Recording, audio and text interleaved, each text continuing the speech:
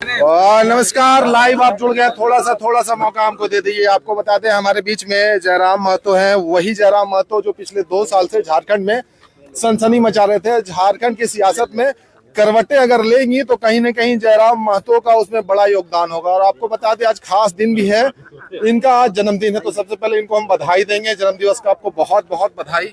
जी धन्यवाद दादा, और आपके लिए भी हम शुभकामनाएं करेंगे कि नव वर्ष विशेषकर जो हमारे मीडिया हाउस के लोग हैं उनके लिए एक उपलब्धियों भरा हो, क्योंकि आज मीडिया हाउस की इस राज्य को बहुत जरूरत है। दबी कुचली जनता आपकी और एक अपेक्षा की दृष्टि से देखती है, तो आपको भी शुभकामनाएं। अब ये जो जिस मुद्दे के लिए आप यहाँ पर आए हैं, जैसा कि सबको पता है, प्रवासी मजदूरों की बातें तो होती ही रहती हैं और जब से झारखंड बना है तब से हो रही है। एक खबर आ रही थी कि सऊदी अरब में झारखंड के 45 मजदूर जो पिछले 7 महीने से कहेंगे, और ये 4 बार वो वीडियो बनाकर गुहार लगा चुके। पीड़ा है, दुख है, तकलीफ है इस बात की कि वहां है, आवाज उनकी नहीं सुनी जा रही। आवाज कैसे सुनी जाएगी? आप भी यहाँ पर पहुंचे हैं, ये तो बातें तो जाहिर है, लेकिन आवाज कैसे सुनी जाएगी? वो वतन वापसी कैसे होगी? देखिए, आवाज तभी सुनी जाएगी जब इनको उनके इसको एक आंदोलन का रूप दिया जाएगा, जब उनकी आलोचनाएं होंगी। और ये आवाज तभी सुनी जाएगी जब पत्रकारिता मीडिया हाउस में बैठे लोग उनसे प्रश्न करेंगे। और प्रश्न, मेरा भी मानना है, प्रश्न उन प्रतिनिधियों से होना चाहिए जो जिम्मेवारी के साथ चुनकर गए हैं। जब उनसे तीखे प्रश्न होंगे, जब उनकी जिम्मेवारियों पर प्रश्न खड़ा होगा, जब उनकी कार्यशैली पर प्रश्न चिन्ह लगेगा, तो निश्चय इस पर पॉजिटिव सकारात्मक बदलाव आएंगे। और एक आंदोलन भी रास्ता है, क्योंकि हम लोग जब आंदोलन की रास्ता तैयार करेंगे, जब आंदोलन की रूपरेखा तैयार करेंगे, तो जाहिर सी बात है उनमें एक भय होगा। तो कुल मिलाकर आंदोलन, मीडिया का सवाल और इन चीजों को जब लगातार प्रेस के माध्यम से, प्रिंट मीडिया के माध्यम से जब ये उठती रहेंगी, तो निश्चय ही एक रास्ता खुलेगा और वे बाध्य होकर उस रास्ते को स्वयं तैयार करेंगे। इसमें बहुत सारी कड़ियां जुड़ी हुई है। ऐसा नहीं कह सकते कि सिर्फ सरकार के ऊपर दोषारोपण आप नहीं कर सकते। बिल्कुल भी नहीं। इसमें यह भी है कि भाई आप जब सऊदी अरब गए तो जिम्मेदारी आपकी थी। ये भी इसमें यह सवाल आ जाएगा कि रोजगार नहीं था इसलिए गए। तो ये सारा जो मुद्दा है, क्योंकि आप प्रवासी मजदूरों को लेकर काम भी कर रहे थे, मुंबई भी जा रहे थे, दिल्ली भी जा रहे थे, सबसे बड़ी समस्या क्या देख रहे थे और क्या बातें हो रही थी? देखिए, जब एक पिता और पुत्र के बीच का लड़ाई होती है तो स्वाभाविक है कि उसमें पिता की भी कुछ दोष त्रुटियां होती हैं, पुत्र की भी कुछ त्रुटियां होती हैं। लेकिन उनमें से दोनों अगर कोई एक संकट की स्थिति में उत्पन्न होगा, तो उस समय हम लोग दोष और त्रुटियों को नहीं गिनते हैं। हम सहयोग की अपेक्षा रखते हैं कि हमें, अगर पुत्र संकट में है तो पिता अपनी त्रुटियों को भूलकर, अपनी मेरी गलतियों को क्षमा करके मेरा सहयोग करेंगे। और अगर पिता संकट में है तो चाहेगा कि पुत्र उन गलतियों को भुलाकर, उन त्रुटियों को भुलाकर मेरा सहयोग करेगा। तो इस समय ना मजदूरों की त्रुटियों पर चर्चा करने का विषय है, ना सरकार की नाकामियों को गिनाने का विषय है। यहाँ विषय है कि वो 45 जीवन, मुझे लगता है, काफी संकट स्थिति में है, क्योंकि उनके पास ना भोजन का साधन है, ना पीने की स्वच्छ पानी का साधन है, यहाँ तक कि मेडिकल फैसिलिटी भी नहीं है। सूचना मिली है, सूचना नहीं, मैंने वीडियो कॉल में स्वयं उनसे बात किया है, वे लोग टॉयलेट का पानी यूज करते हैं पीने के लिए, जो कि खेद है, अमानवीय है।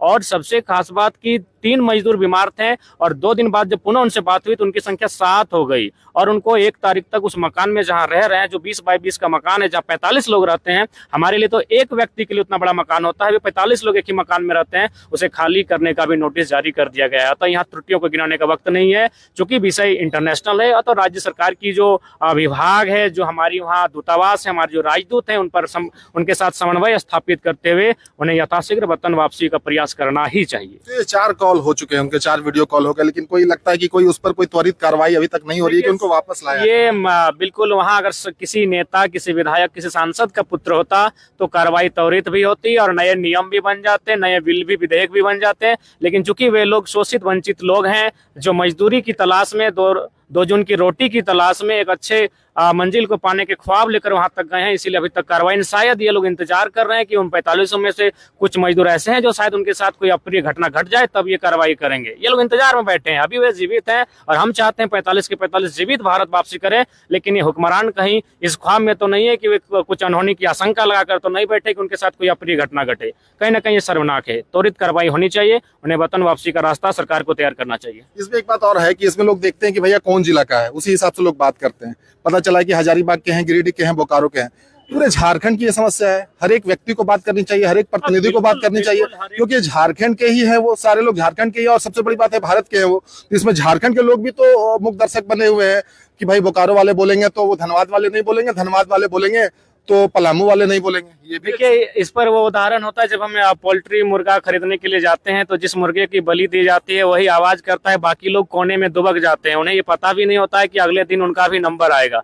तो वही हाल हम मानव का है। हम लोग अपनी रोजमर्रा के जीवन में और इस आधुनिक जीवन में इतना व्यस्त हो चुके हैं कि हम लोग अपनी संवेदना को खो चुके हैं, अपने कर्तव्यों को भूल चुके हैं। मेरा मानना है पूरे राज्य का विषय है, पूरे राज्य के तमाम जो जनप्रतिनिधि हैं उन्हें प्रवास की पीड़ा पर हमेशा आवाज उठानी चाहिए, सदन पर बात रखनी चाहिए, वैकल्पिक मार्ग तैयार करने चाहिए। और फिलहाल जो मजदूर हमारे विदेश में रहते हैं या अन्य प्रदेशों में रहते हैं उनके साथ कोई अप्रिय घटना ना घटे। लगातार ऐसी घटनाएं आती है, महाराष्ट्र गुजरात से हमारे मजदूर या तो उनके साथ अप्रिय घटनाएं घटती है, उन्हें मार दिया जाता है, ऐसी बहुत सारी घटनाएं घटती हैं। तो इसके लिए हमारी सरकार को बेहतर काम करना चाहिए। अगर इंटरनेशनल मामला हो तो केंद्र की सरकार को काम करना चाहिए, और अगर अन्य प्रदेशों का मामला है तो राज्य सरकार को बेहतर काम करना चाहिए और मजदूरों के साथ हमेशा खड़ा रहना चाहिए। कैसे वो वापस आएंगे, इसको लेकर क्या करना चाहिए अभी फिलहाल? देखिए, इसके लिए फिलहाल जो हम लोगों ने डीसी मैडम को और वहाँ डीसी महोदय को ज्ञापन दिया है, तीनों जिला में हम लोग देंगे, और ये इनके माध्यम से ईमेल हो या फैक्स के माध्यम से ये केंद्र तक जाएगा, और केंद्र के माध्यम से हमारे जो सऊदी के रियाद में जो हमारी दूतावास होगा वहां तक संदेश जाएगा, और दूतावास जब उन मजदूरों को अपने अधीन करेगा यानी अपने कंट्रोल में करेगा तो स्थितियां बेहतर हो जाएंगी। एक बात और है, बड़े पीड़ा के साथ ये कहना पड़ रहा है, ये देखा गया कि जब वॉर सिचुएशन होता है तो वहां से निकाल कर लेकर आया जाता है तो एक खबर बन जाती है, तो ये खबर नहीं बन पाएगी इसलिए नहीं आ रहा। हाँ बिल्कुल, मेरा मानना है कि जिंदगी जिंदगी होती है, चाहे आप वार से निकाल के आए या फिर अकाल से निकाल के लाएं या फिर किसी मजदूर को जब कोई प्रताड़ित कर रहा है वहां से निकाल के आए। जीवन जीवन होता है और मानव का जीवन अनमोल होता है। तो ये वार का सिचुएशन भले ना है लेकिन जीवन तो जीवन है। अगर कार्रवाई नहीं करते हैं, आप संज्ञान में नहीं लेते हैं तो उनका भी जीवन ग्रस्त हो सकता है। संभावनाएं हैं, मान के चलिए उनको मेडिकल फैसिलिटी उपलब्ध नहीं कराई जा रही है। जो लोग बीमार हैं, एक मानवीय शरीर हार्डली 30 से 45 दिन तक बिना भोजन किए बिना स्वास्थ्य लाभ लिए सह सकता है, लेकिन उसके बाद तो स्थितियां बिगड़ेंगी और बिगड़ेंगी ही, और मुझे लगता है उस समय अप्रिय घटना घट सकती है। तो इसलिए ये वार और ये टीआरपी और ये फिर अपना वोट बैंक, ऐसा नहीं होना चाहिए। हम लोग तो बस स्पष्ट कहें कि मजदूरों के हितार्थ के लिए हम लोग अच्छी राजनीति नहीं करेंगे। जो लोग सरकार में बैठे हैं, विधायक सांसद है, वही लोग नेतृत्व करें, हम उनके साथ खड़े होंगे, हम उनके पीछे चलने के लिए तैयार हैं, लेकिन सकुशल उनके वतन वापसी का रास्ता तैयार हो, हम लोग यही चाहते हैं। आगे आप क्या सोचे हैं, मतलब अगर इस पर कार्रवाई नहीं होती या फिर नहीं आते नहीं होगा तो फिर हम लोग जिला स्तर में प्रदर्शन करेंगे। एक और बड़ा इंपॉर्टेंट सवाल है, आप मुंबई भी जा रहे थे तो जो प्रवासी मजदूर से मिल रहे थे सबसे बड़ी पीड़ा क्या थी? वो झारखंड आना चाहते हैं, किस तरीके का वो मतलब सवाल जवाब या संवाद हो रहा था? हाँ जी, देखिए वो झारखंड आना चाहते हैं और वो चाहते हैं कि झारखंड में ही उनके स्किल के अनुसार काम मिले। जैसे जो लोग ड्राइवर हैं तो उनका मानना है कि सरकार गवर्नमेंट के माध्यम से ट्रांसपोर्ट की व्यवस्था करे, और ऐसे भी आप देखें हजारीबाग में हमको लगता है हजारों जो सरकारी बस हैं वो तो कूड़े में चले गए, धनबाद में भी हजारों सरकारी बस कूड़े में चले गए। तो ऐसा नहीं है, मैक्सिमम वहाँ जो लोग मिले वो ट्रांसपोर्ट में है, माइंस में है, जो पत्थर खदान है। तो हमारे पास भी तो कोयला खनन है, अभ्रक का खनन हो रहा है, बहुत तरह के जो तत्व हैं उनका खनन किया जाता है। तो जो लोग उनका स्किल है उनके आधार पर वे काम मांग रहे हैं। वे नहीं कह रहे हैं कि अगर हम लोग को अगर ड्राइविंग का हैंडल संभालने आता है तो हमें इंजीनियर बना दीजिए या फिर डॉक्टर की सुई थमा दीजिए। अपने स्किल के अनुसार काम मांग रहे हैं और हमारे राज्य में उनके स्किल के अनुसार काम है। बस राज्य सरकार की नीयत और नीति स्पष्ट होनी चाहिए। कैसी आपकी नीति और राजनीति कैसे चल रही है? चुनाव भी नजदीक आ रहा है। देखिए फिलहाल हम लोग तो बेहतर पा रहे हैं अपने आप को, और ये तो आप लोग बताएंगे, ये मीडिया हाउस का काम है कि हम लोग कहाँ हैं, हमारा क्या परसेंटेज है, हमारी क्या स्थिति रहेगी, ये आप लोग बताइएगा तो बेहतर होगा। जुड़े लोग या टूटे? नहीं, जुड़ रहे हैं लोग, जुड़ रहे हैं, लगातार जुड़ रहे हैं। टूटेंगे वही जो अपनी निजी महत्वाकांक्षा रखते हैं, जो राज्य का हितार्थ रखते हैं, वो नहीं टूटेंगे। सबसे बड़ी दिक्कत क्या हो रही है जुड़ने में?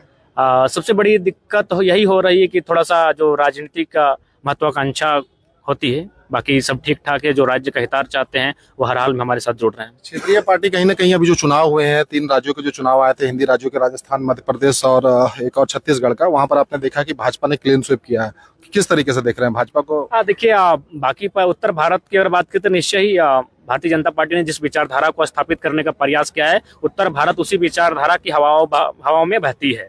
लेकिन जब हम झारखंड आते हैं तो थोड़ा झारखंड की विचारधारा भिन्नता रखती है। यहाँ की संस्कृति, यहाँ की भौगोलिक स्थिति, यहाँ के लोगों का जीवन रहन सहन थोड़ा सा बाकी राज्यों से भिन्न है। अतः जो भारतीय जनता पार्टी की जो विचारधारा उत्तर भारत में है, उससे कहीं ना कहीं झारखंड अपने आप को भिन्न पाएगा, और हम लोग अपनी विचारधारा के साथ, अपने नए आइडियाज के साथ, अपने नए मुद्दों के साथ सफल होंगे उनको, उनकी विचारधारा को बाकी जो हमारा बॉर्डर है उस तक सीमित रखने के लिए। विकल्प के लिए कोई जगह रखा है क्या? देखिए फिलहाल तो विकल्प पर चर्चा नहीं है, जब होगी तो सबसे पहले आपके ही सामने आएंगे। 2 साल बीत गए हैं इसमें और जन्मदिन आप आज मना रहे हैं। चीजें भी बदली हैं, अब लोग आपके पास आकर बधाइयां दे रहे हैं। अब जयराम महतो वो जयराम महतो नहीं रह गए, अब जनता के बीच वाले जयराम महतो के, तो जिम्मेदारियां भी बढ़ गई हैं। तो इस जन्मदिन पर क्या कहना चाहेंगे आपके, खास करके जो समर्थक हैं, जो प्रशंसक हैं, जो आपको प्यार करते हैं, जो आपको चाहते हैं, या फिर विरोधी भी जो है?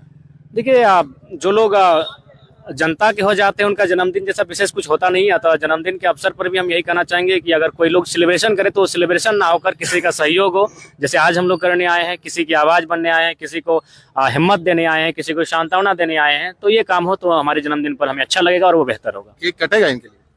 बस छोटा सा एक केक है, गेट के बाहर ही कटेंगे और चलेंगे। अच्छा, जो समर्थक है उनसे जरा पूछ लेते हैं, जन्मदिन पर क्या कहना चाहेंगे इनको? पहले जयराम दा को जन्मदिन की ढेर सारी शुभकामनाएं। आज इन्होंने बहुत अच्छा पहल किया कि इन्होंने अपने जन्मदिन को लोगों के कल्याण के लिए यूज किया। क्या कहिएगा सर, शॉर्ट में कहिएगा, बहुत सारे लोग। देखिए हम लोग जन्मदिन है, उनको भी टाइगर जयराम दा का और संजय मेहता जी का आज बर्थडे है, इनको बहुत बहुत बधाई हो जन्मदिन का। और कहना चाहेंगे सर, ये एक बहुत अच्छा स्टेप लिए हैं कि अपने जन्मदिन के लिए मजदूरों को वापस लाने के लिए के अतिथि दे रहे हैं। क्या कहना है सर आपका? हम तो यही कहेंगे कि ये जुग जुग जिए और इसी तरह झारखंड के हित में काम करते रहे। दोनों हमारे योद्धा को जन्मदिन की बहुत बहुत बधाई।